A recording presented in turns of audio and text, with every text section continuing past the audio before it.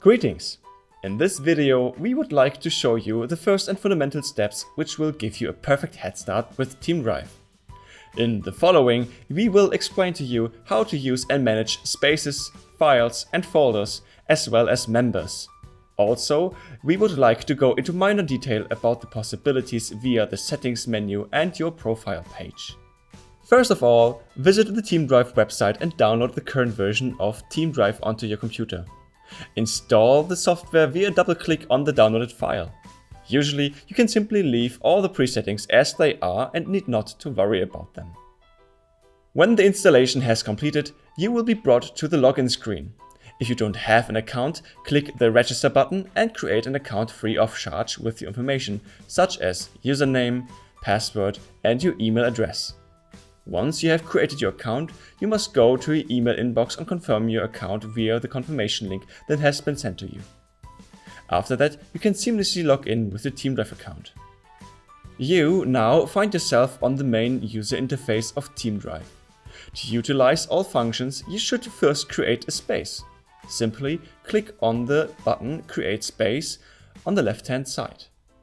In the new window, you only need to enter a name of choice for your space and hit the Create Space button at the bottom. Now you have created a space which functions as a superordinate folder for all your files and other interlaced folders to which you can invite members.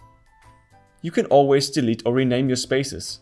With the mouse, click on the information button on the right-hand side of your space, which is marked with an I symbol, which stands for information. You can see all important information such as space name, members, space location and space volume. You can still make a multitude of setting changes, which, however, we will not discuss in this video. Now that you have created your first space, you can upload files as you wish. This works via the TeamDrive software or your Windows or Mac Explorer. The standardized save location finds oneself under Documents/Spaces. Within this TeamDrive specific folder, you can create manually new folders. These will be synchronized with your TeamDrive application. Alternatively, you can move already existing files and folders via drag and drop into TeamDrive, by which your folder structure with the containing files are automatically saved.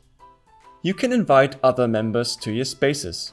This way you can hand out specific access rights and authorize members to access the files on your space. The same space will be synchronized between all members so that everyone sees the same. To add a member to your space, select the corresponding icon at the right-hand side on your space.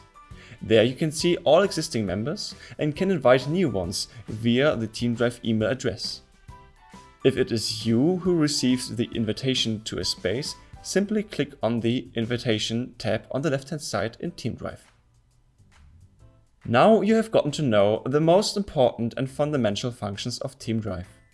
If you want to configure your own settings, move to the Information tab of your spaces or click on the gear symbol in the top left-hand corner of TeamDrive.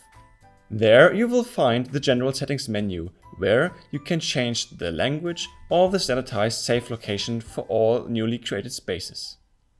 Under Cache, you find the save location of the cache and see its maximum allocated memory space. If you want to manually change the allocated cache space, we recommend selecting a size that is 3 times as high as your single largest file size that you have on any of your spaces. Under Space, you can change globally the default save location of your spaces so that all new spaces will be created within your folder of choice. Under Language, you can change the language of TeamDrive. In order to change the current language, you must close and restart TeamDrive. Closing out TeamDrive with the X button doesn't close TeamDrive entirely. To fully close the application, right-click on the TeamDrive icon on the taskbar and select Quit TeamDrive. Alternatively, you can do the same with the short symbol to the bottom right-hand side. Under Notifications, you can set up which notifications will be brought up if someone changes anything with a file or a space that you own or are a member of. Concluding. You can access your profile page if you select the profile icon on TeamDrive. There you can change the image of your icon as you wish. On the profile page you can see your username, the connected email address, which you can also change here, and you can see your license key. Naturally, you can also enter a new license key and of course can also change your password here if you wished.